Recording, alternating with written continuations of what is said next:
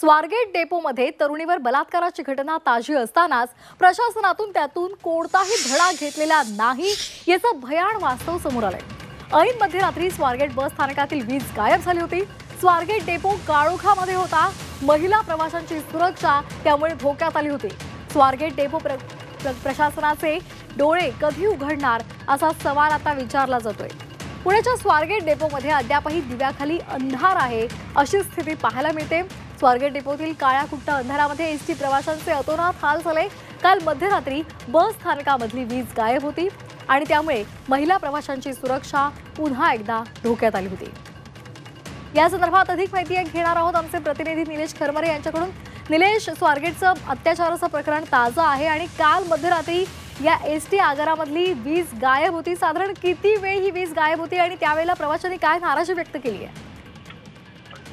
खरं तर स्वतः हा काल रात्रीचा प्रकार आहे आणि काल रात्री जवळपास 1.5 तास ही जी लाईट होती ती गेली होती।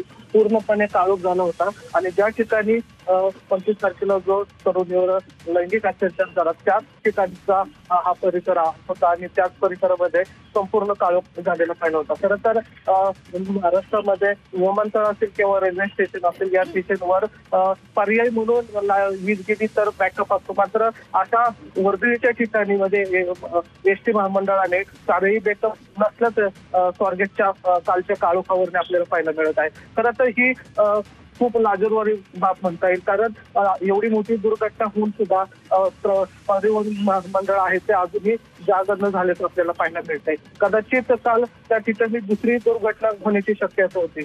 ज्या ठिकाणी जो काळोख होता त्या ठिकाणी सातत्याने प्रवासाची वर्दळ असते, पाकिट मार असेल किंवा चोर असतात, अशा अनुचित प्रकार तिथं घडू शकला असता।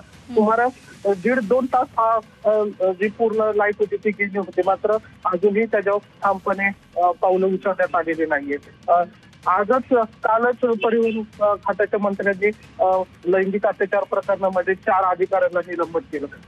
निलंबित करून चालणार नाही, तर ठोस पावलं उचलण्याची गरज आहे आणि हे स्वारगेट बस स्थानकातलं दुसरं उदाहरण आहे की जिथं दुर्लक्ष झालेलं आपल्याला पाहायला मिळतंय। ही फार गंभीर बाब आहे की एवढ्या मोठ्या बस स्थानकावर 1.5-2 तास जर लाईट जात असेल आणि पूर्ण काळोखात होत असेल तर पुन्हा एकदा जे प्रवासी आहेत त्यांच्या सुरक्षेचा प्रश्न निर्माण झालेला आपल्याला पाहायला मिळतो। अगदी धन्यवाद दिलेल्या सविस्तर माहितीसाठी।